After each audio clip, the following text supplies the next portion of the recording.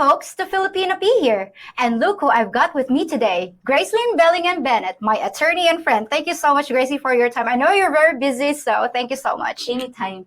Well, Gracelyn practices law as a partner at her own firm in Dumaguete, but today she was kind enough to drop by my studio to discuss a topic that foreigners are particularly interested in, staying out of trouble and staying out of jail here in the Philippines. So what's the most common offense that you see foreigners going to jail here? If you mean foreigners get convicted, it usually involves the crime of cybersex, use of illegal drugs, or child abuse. But there are a number of Westerners or foreigners that experience jail time by reason of reckless driving. When a woman cries for being violated, or when they get into a bar fight. Oh, bar fight. Yeah, that's very common. Well, I know that many visitors to the Philippines, they worry about being unfairly targeted because they're foreigners. Do they have to worry about that?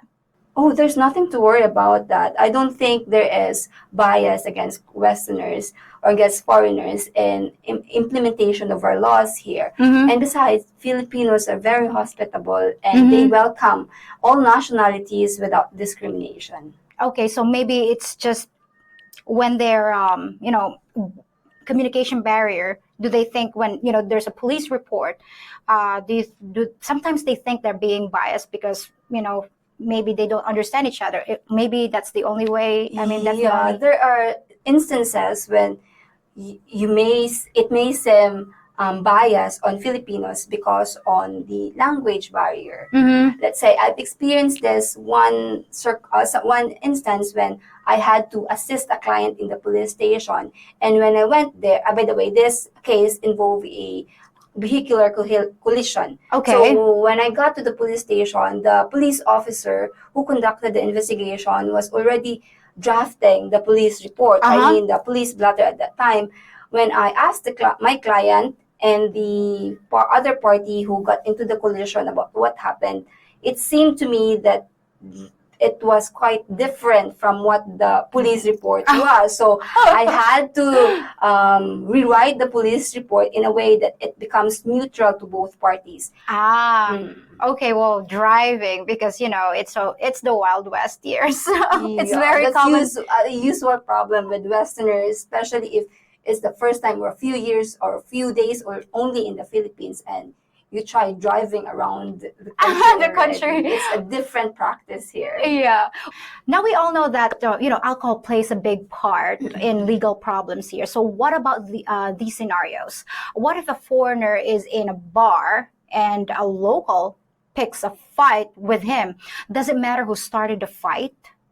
That's the reason why we have investigating officer who would go to the place of the incident and investigate by asking witnesses and asking both parties of what really transpired. But sometimes, again, just like what I've given you earlier, that because of language barrier and some of these investigating officers have limited comprehension of the language, so sometimes it may seem that he or she may be biased to the Filipino. Oh, okay. And there are also instances that sometimes Westerner tends to behave in a way that they show superiority over the Filipinos. Okay, then that's not good. Yeah, it's not good being arrogant. Exactly.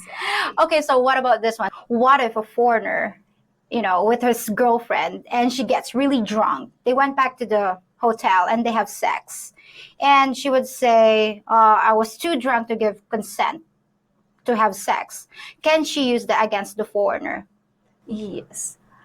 In here, once a woman cries for rape, usually the authorities or people will listen to a woman, especially if a woman has virtuous character.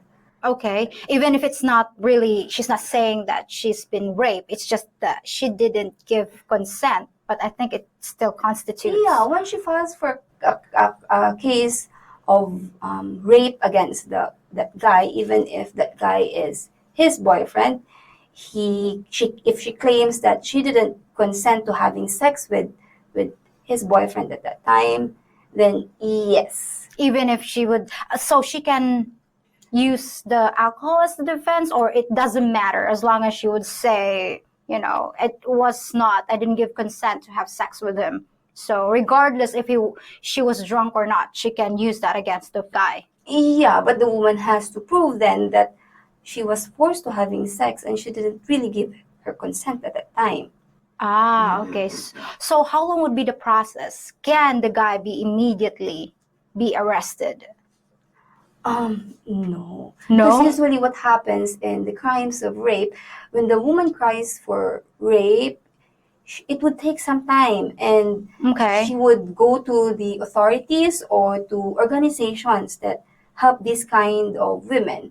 And then these authorities or organizations, they would help draft the complaint against the suspect or accused. Mm-hmm. And then once the complaint is filed with the prosecutor's office, the accused will be given a time to file for a counter affidavit Okay. So to it's not. defend himself. Yeah. Oh. Then it goes to a preliminary investigation wherein both parties will be called for a hearing before the investigating prosecutor.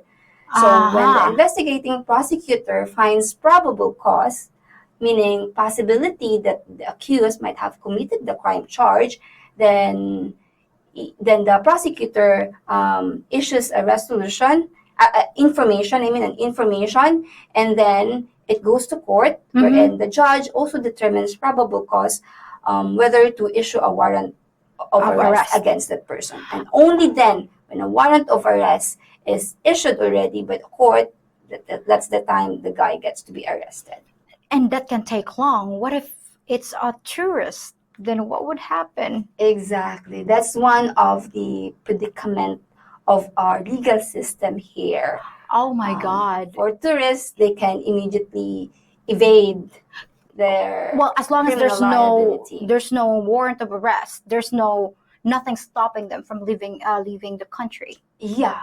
Once there is a warrant of arrest, then they can be blacklisted, or the warrant of arrest can be forwarded to the immigration. Yes. Okay. Even if there's something like a complaint, even there's no warrant of arrest, they can still leave the country? Yeah, a mere complaint will not prohibit them from leaving the country. Wow, that's really...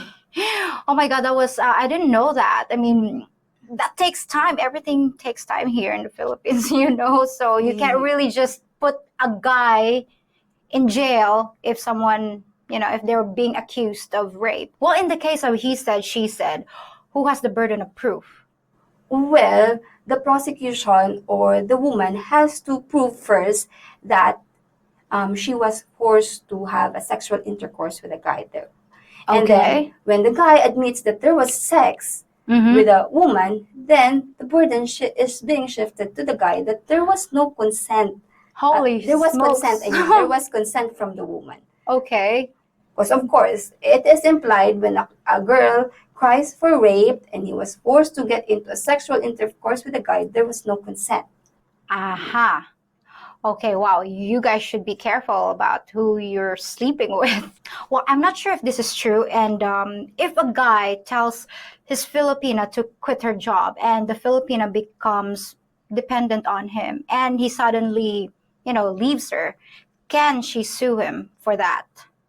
Yeah, if they've been living together and the Filipina got financially dependent on the foreigner, and suddenly just stops supporting financially that Filipina, that can constitute economic abuse under RA 9262.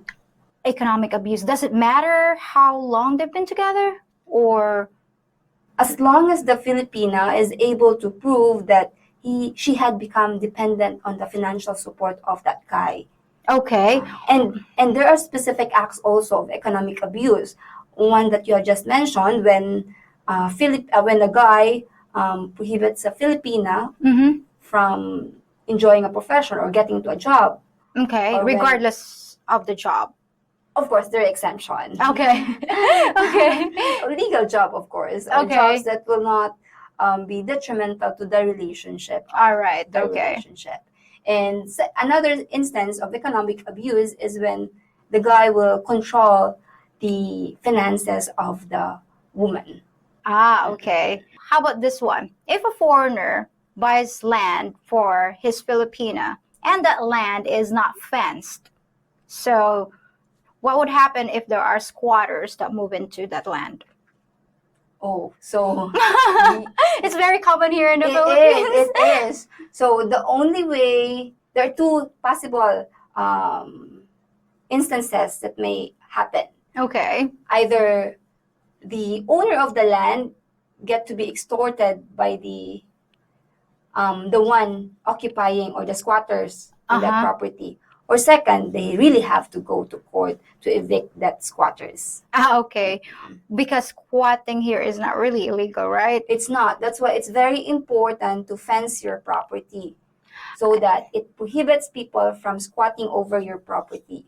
And once there is also a fence on your property, any illegal settlers or anyone not authorized to enter into that premises can be charged of trespassing. Ah, okay. Well, at least the owners have other option to do it legally. Yes, of course. Okay, so I know that we have touched this topic before. I know there are a lot of guys out there asking the same question: what would happen to a foreigner, having an affair with the Filipina? Even if the Filipina having an affair with a married Filipina, still married, even they're separated and their marriage is not annulled yet. So what would happen to the foreigner, like specific trouble that he can get into? There In are that two situation. possible outcomes on that one. Again, first, the husband might extort that foreigner for money. For money. Yes, threatening that foreigner, of filing charges against that foreigner. Or second, he might get into trouble by commission of, or being charged of, adultery. Oh, okay. Yeah, Well, which is a criminal offense. that's a criminal offense, and also it's legally for the husband to extort money, because if you either, if you're not gonna pay, I'm gonna sue you or something like Exactly. in the That's what settle. usually Okay. I've heard. Okay, I know this is gonna be a surprise to my viewers out there, especially for those that are dating a Filipino with a child. Like, is it true if a foreigner, any guy, is with a minor, if they're not related, blood related, can he be in trouble if someone reported him? Yes, under the Child Abuse Law 7610, there is a provision therein that states that a minor cannot be with the company of someone who is not related to him or her.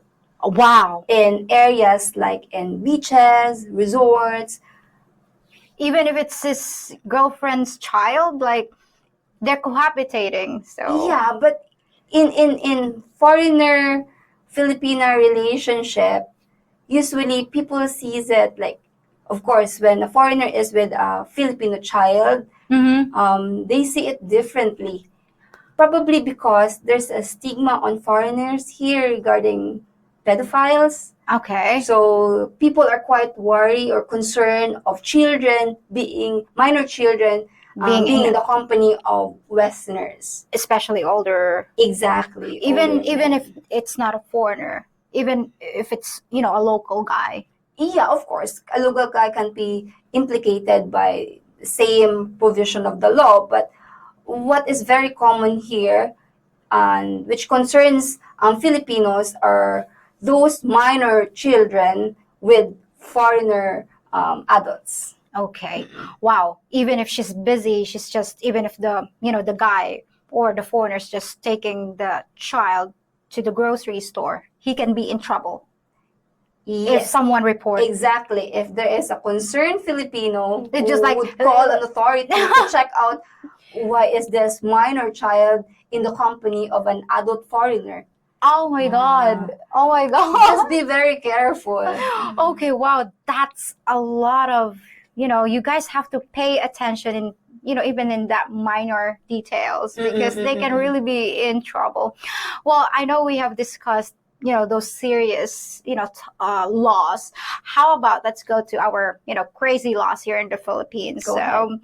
What about, is it true, our immigration law? is it true if they can deny entry for those foreigners that are epileptic or with the history of insanity, and and also those foreigners that practice polygamy or who believes in polygamy relationship?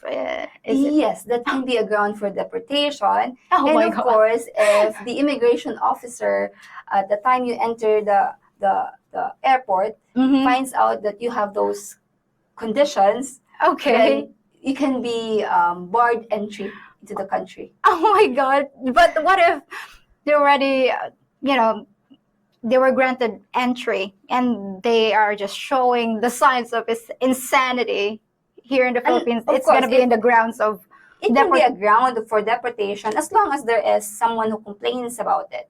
Okay, so it will go through a proceeding. Of What course, if there's a procedure for that. because what if one. like, hey, I have a crazy neighbor who is a foreigner? Can you just say that? No, just kidding. No, That was no. just okay. So what about okay, this is kind of silly, guys, but this is actually I heard about. What about an election that end in a tie? Is it true that we draw lots or toss coin? Yeah, we do that. Last election that happened in one my of God. the provinces in the Philippines. Mm-hmm. I think for governor or mayor position, they had a tie and it was won over a toss coin. Toss coin. Toss coin. Okay, so how about this one? This is only for the ladies. How about the 301-day rule for, it's a widow law? Yeah, under this rule, so a widow cannot remarry within 301 days after the death of her husband. Or Okay. if she got pregnant at the time of the death of her husband, she cannot remarry until she's given birth to that child. Wow. Otherwise, she might be criminally implicated. Wow. Well, during the lockdown nowadays, you can't really, this is only applicable for those foreigners that are dating a Filipina who just recently, become a widow. But of course, the reason behind that there's a rationale behind this, why we have this law. This is to prevent questions of child paternity later on, confusion on child paternity. Okay, well, that makes sense. Okay, this might sound very hilarious, but is it true that family members can't be arrested for stealing from you? Yes. That includes swindling and theft and deceit, other forms of deceit. Oh my God! Reason for this is to preserve the harmony and solidarity of the family. So you have to settle your differences on those matters. Okay, here's a serious one. Let's talk about rape. If the rapist offers to marry the victim, can he avoid jail time? Yes. Because if the offer is accepted and they get to marry each other, it constitutes forgiveness on the crime committed by the rapist. So he isn't held accountable for the crime if he just say, okay, I'll marry you? As long as there is a valid marriage. Okay, as long as the woman accepts the proposal. What a crappy proposal. It's not a mere proposal. If they have to get married. Okay, they have to get married so he can avoid jail time. Yes, avoid criminal liability over the crime he has committed towards that woman. What year is this? It kind of sounds like that came from from the Bible. Probably it has history from the Bible. Okay. Now I was like laughing when I read an article about this. So what's the problem with owning an unlicensed arrow here? Oh, that's a violation of the law here. Really? You have to register or get a license for your arrows. Really? For an arrow? Seriously? Yeah, they treat it similar to firearms. It has to be licensed. I also read that where you can be sued for libel for criticizing someone, even if it's true. Is that possible? Yes, if that truthful statement is maliciously uttered to a point that it maligns the person, Okay. and it blackens the reputation of the dead or the person, then yes, there has to be justifiable end why Okay. you stated that truth. Okay, what if the defense of the person is that I'm telling the truth. It's just for educational purposes. I'm just trying for other people to know what kind of person this is. Regardless if he's telling the truth, he can still be accused of, he can still be sued for libel. Yeah, he can be sued for libel. He can Uh-huh. be charged for the crime of libel. Uh-huh. And that's applicable to all the people here in the Philippines, regardless if you're a foreigner, if you're if you're local. Yeah, our laws in the Philippines apply to all people who are in the Philippines, regardless of nationality, because the jurisdiction of crimes here is where the crime is committed. Uh-huh. Oh, okay. Well, that's very. Yeah, I didn't know that before. Well, okay. So I'll just keep my mouth shut. I don't want. Yeah, be careful of what you utter, Oh yeah. especially if that utterance is something that discredit that person or maligns that person, and you specifically identify that person in that statement. Specifically Identify identify, that and you are, person. you're saying their name out loud. Exactly, especially on your Facebook posts or videos that you posted against that person. Ah, okay, it's not only like verbal. You can also do that, via social media. Yeah, we have cyber libel laws here. Ah, okay. Well, how about the offense? Are there fines or? It can be imprisonment up to 6 years. Oh my God, 6 years? Yeah. Ooh, okay. Good thing I'm nice. You should be. Okay, so, oh God, this is gonna be, can you be sued for being annoying? Mm-hmm. Really? That can constitute unjust fixation here. Really? Oh my God, if I annoy you, you can sue me? Yeah, if I don't like you, I can sue you for unjust fixation. But of course, in filing a case for unjust fixation, the complainant has to specify what certain act that annoyed him or her. Okay. Does it need to be, it is resulting because of his constantly, annoying this person, it results to emotional distress. Yeah, of course. You have to also include that one in your complaint, that because of his or her behavior, it annoyed you, it caused you distress, and all those things. But do you have to go through, to a doctor to be diagnosed that you're really emotionally distressed because No, just your... I'm just saying, like, he was really annoying. I can't sleep at night, and I can sue him. Can I say that? You have to have witnesses. Witnesses. Okay. Yeah. Especially, there has to be someone who should testify on the act of that person you are suing, that act complained of caused annoyance on your part. Oh, wow. There has to be witnesses in cases. So you guys, be careful. Don't annoy your neighbors because you might sue you for being annoying. Well, I also heard that if you interrupt someone's, religious ceremony, you can go to jail for that. Like any religious ceremony. Yes, you have to respect the religious ceremonies or rites of people in the Philippines.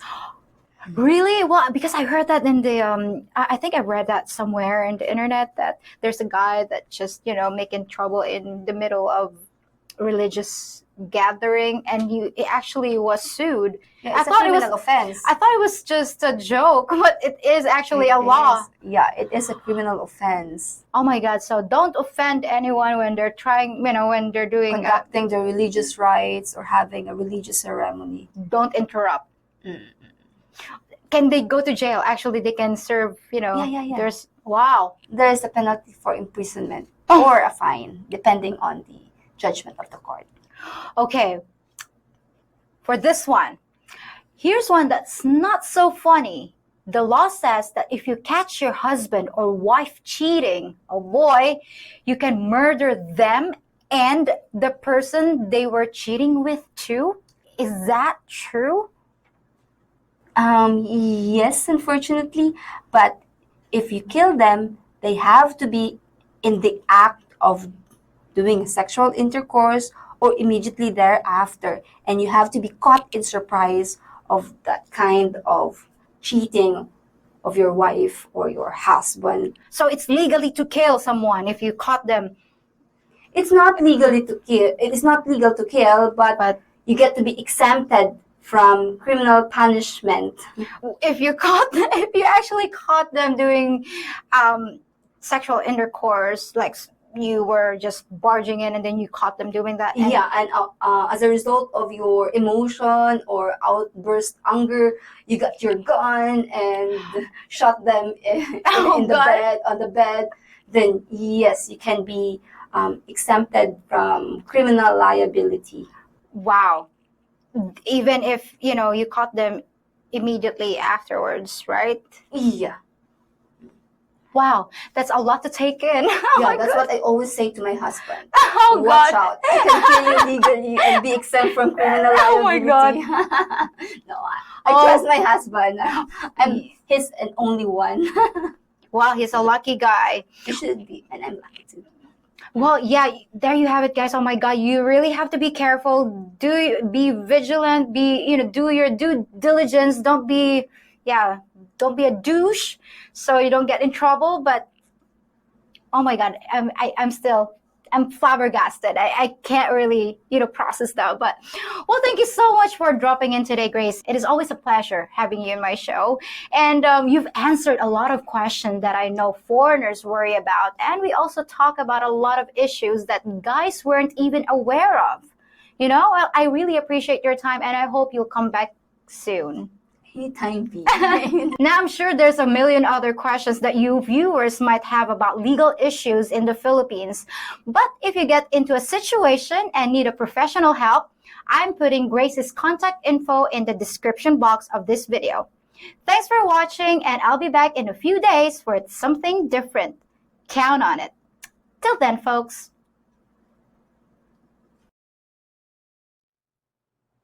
Filipina P. You've been accused of murder in the first degree. How do you plead? Innocent, Your Honor. Well, the evidence paints a different picture. You were caught red-handed with the murder weapon plunged into the heart of your victim. What do you have to say for yourself? You mean the arrow I killed him with?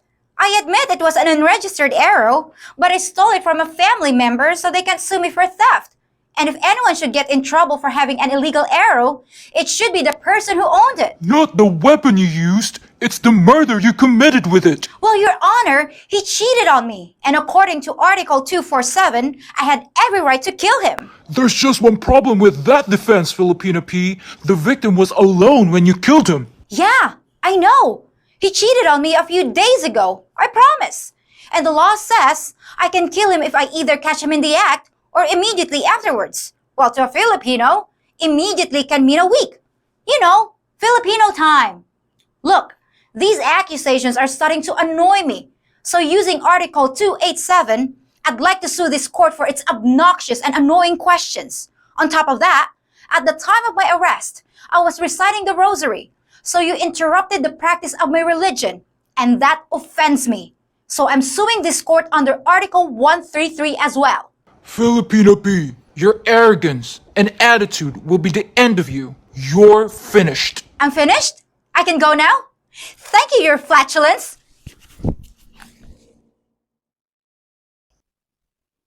If you think about it, I'm kind of like your stewardess, making sure you stay in an upright position during the video and guiding you to the exits. The exits of all your worries about life in the Philippines. The captain has asked that you please give a thumbs up on this video and subscribe to this channel. And for your entertainment, we have a selection of other in-flight movies for you to enjoy. In the case of an emergency landing, place your head between your knees and kiss your ass goodbye. Have a nice flight!